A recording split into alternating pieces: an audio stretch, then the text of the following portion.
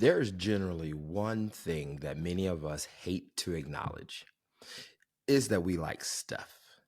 We like more options. We like more flavors. We love the word more, period. But could more be the thing that is keeping you from great?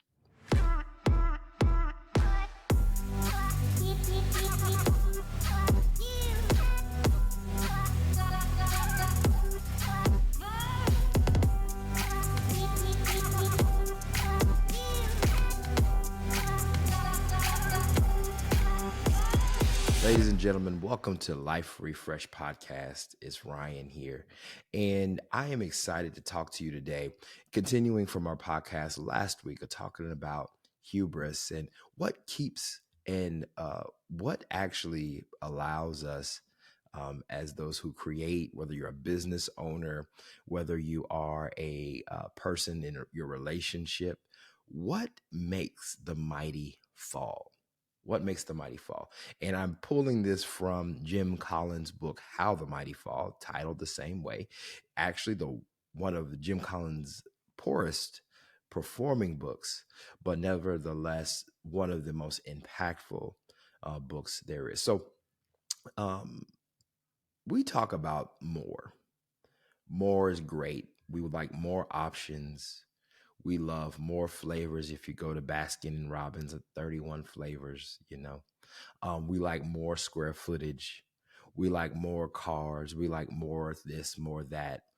And all of that is great.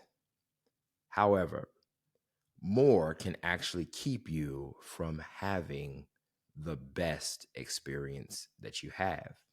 And there's a book titled Essentialism by Greg McKeown. We'll have it linked in the show notes here.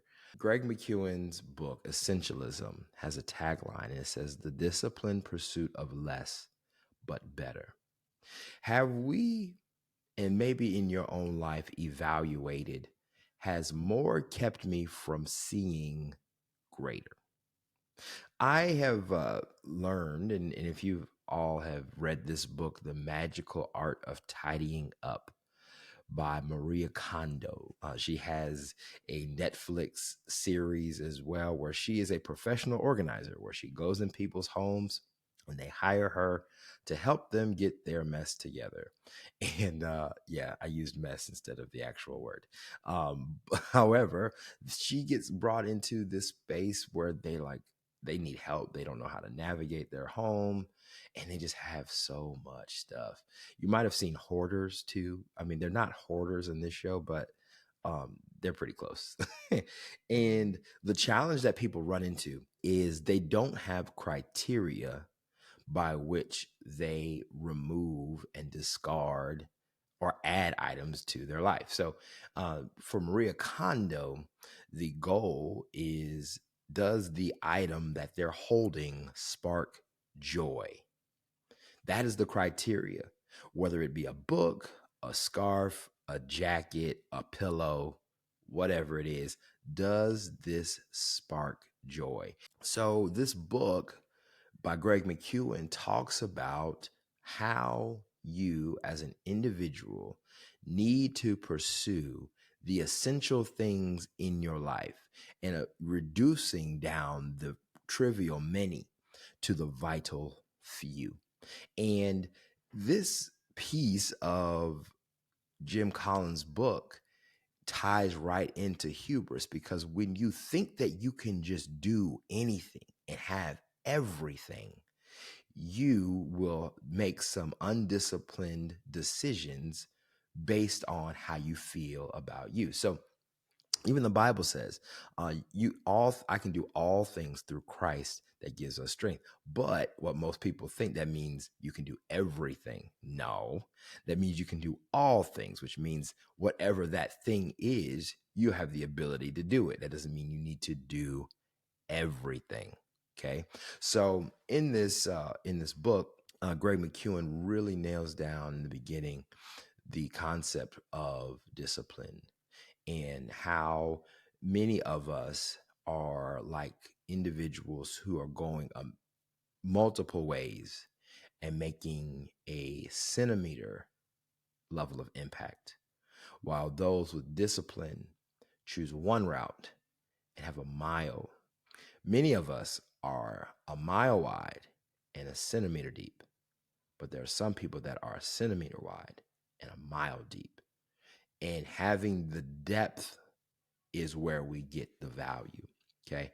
And there is a model that uh, Greg McEwen brings up that I think is really, really cool. On the cover, actually, the cover of the book shows um, a little kid. Basically, it's like if a little kid was drawing scribble. That's what the cover is, and then it goes to something in a circle. And one of the things that he exhibits is what's non-essential versus what is essential. Therefore, you may find yourself in some of these, and that's okay. At least you're willing and you're not responding back to me. So I don't know who is getting this kind of information. But what I do recognize is that if you see a pattern based on some of the things that are said in here, I highly recommend that you may be one of those individuals who has an undisciplined pursuit of more. Okay. So we're going to get started on it. Now, let's talk about the thinking, because we talked about this. All thinking is important because what we think gets into our heart, and what we say in our heart comes out of our mouth, right? Non-essentialists, and I'm using the book here, have this idea that they are all things to all people. Okay. So you may have said some of these things, and I actually just said some of them. You may have said, I have to, in your language. It's all important. And lastly, you may have said, how can I fit this all in? Don't say anything too loud, but if you fit, wear the shoe. Essentialists who have a disciplined pursuit of less say I want less but better.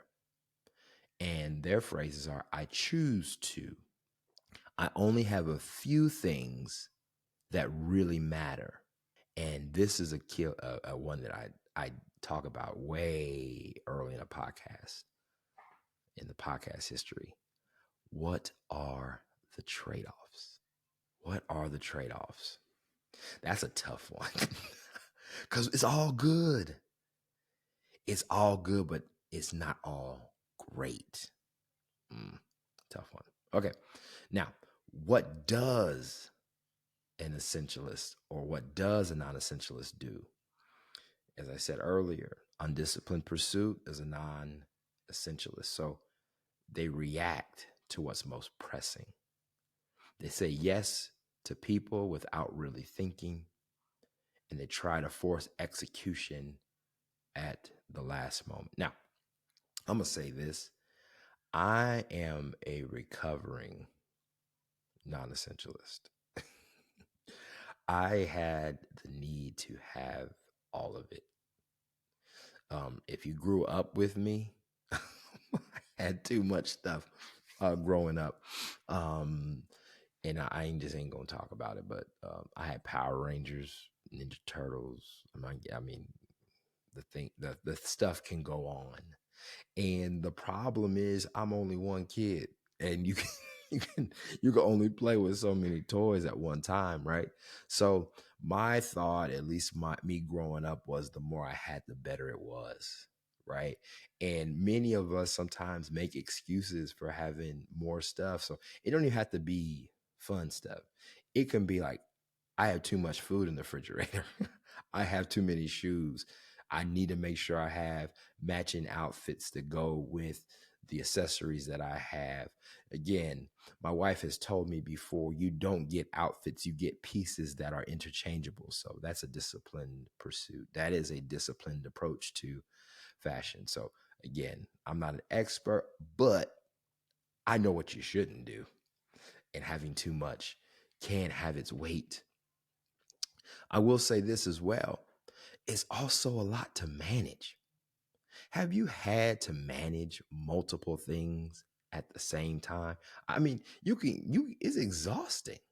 It's really exhausting when you have a bunch of stuff and have to keep up with it.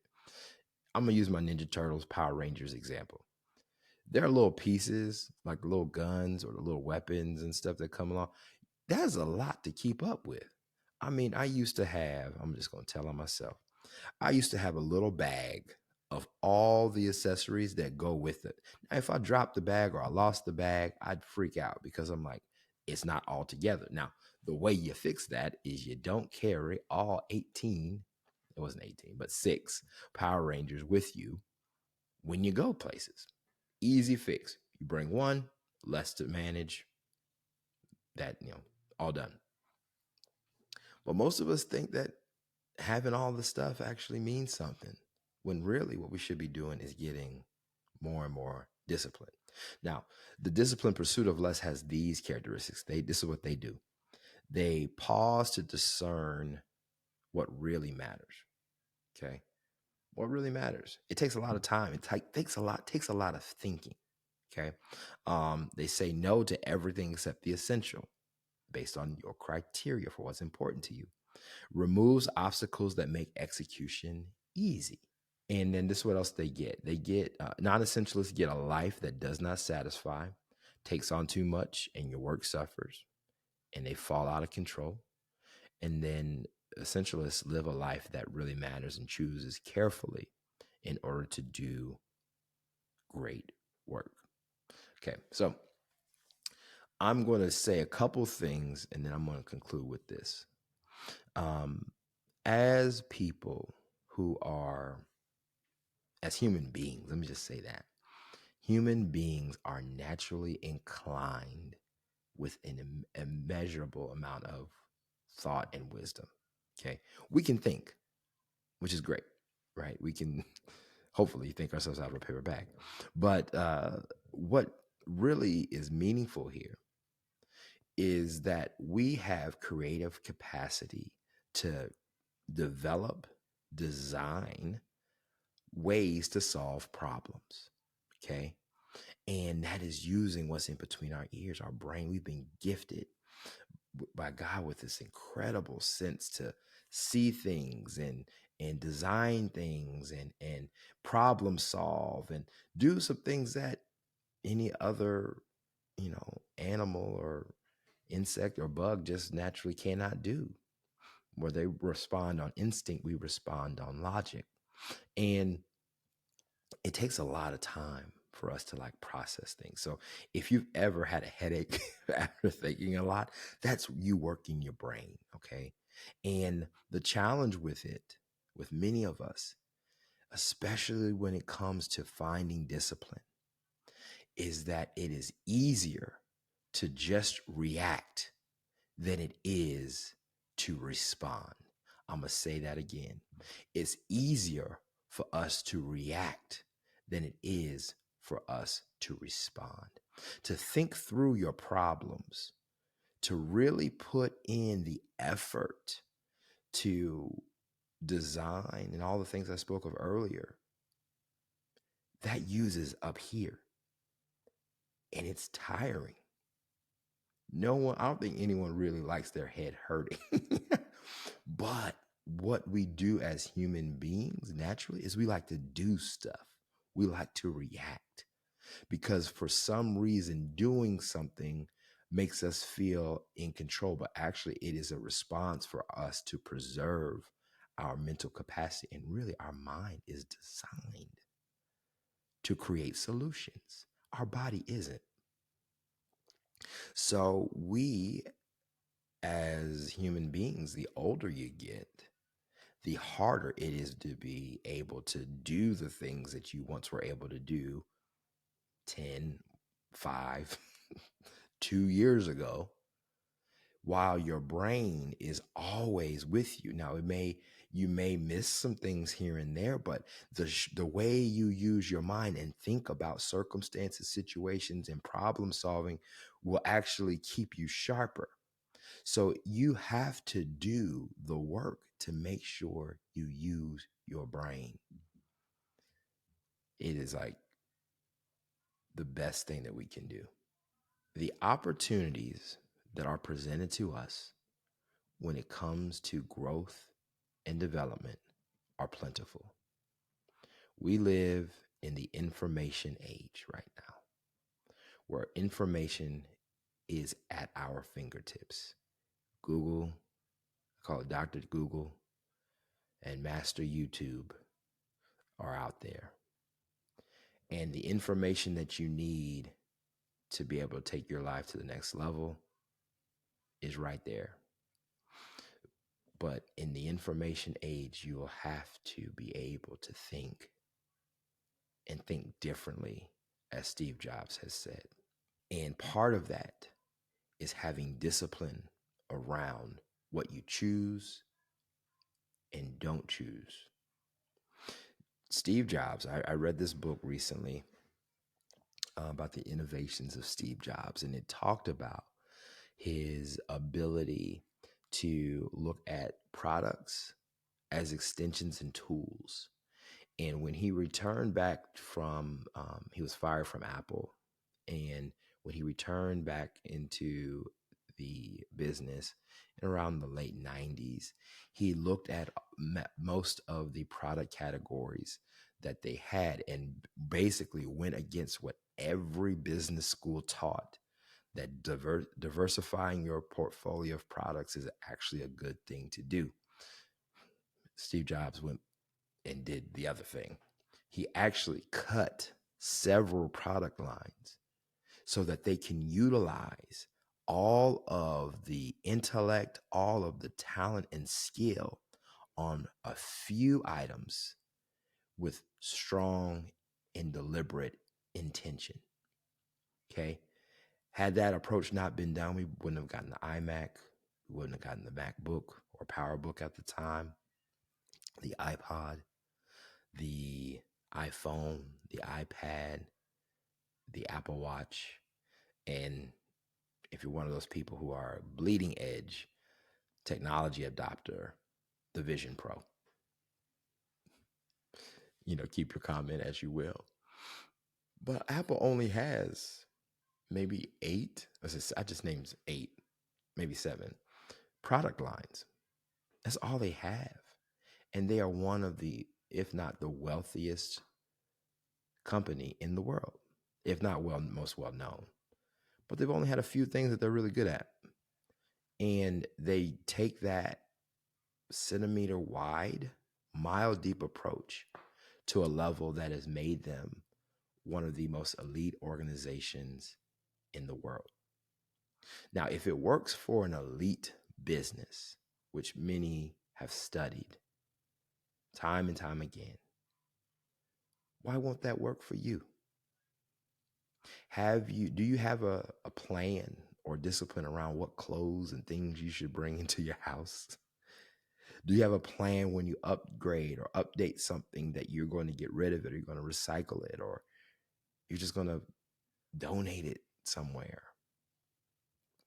Or do you have a consistent plan on when you decide to go shopping for groceries, and how often you're going to go and how long you're going to keep stuff? Are you going to get fresh food? Are you going to order out a lot? Like, there's all these disciplines because we don't necessarily have criteria.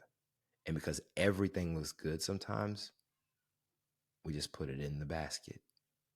But I guarantee you, and I've gone through this personal journey myself, I went through all the things that I have in my life. That's gadgets, clothes, all that kind of stuff. And what I did was I did a pruning in many cases, a pruning. And I got rid of things that I didn't need, things that I was holding on to, whether it be for personal significant reasons or the sunk cost bias that I had because I paid a lot of money for it, right? So what ended up happening is that space was being made available to me. And the cognitive weight of just looking at stuff and moving things around to make sure they fit started to dissipate. When I had less to look at, I had more to think about. and ideas that came to me, because it wasn't allocated to placing an item, but it was allocated to ideas, thoughts that I had inside of me. Uh, the last thing I'll mention here is, if you ever get to see the movie Limitless with what's his name, Bradley Cooper. I lost it. With Bradley Cooper. Bradley Cooper, when before he took the pill for his brain being completely unlocked, his house was a mess. There was stuff all over the place. There were things that just did not make sense that were around. Once he's taken the pill, his eyes open up, and the first thing that he decides to do is he starts to wash the dishes. Why is that? Because now he can focus on the things at hand and apply his limitless knowledge now to what he's trying to do. It works, ladies and gentlemen, to have discipline, not an undisciplined pursuit of things. So that concludes today's podcast. If you like this, share with a friend, and we'll see you in the next podcast. Take care.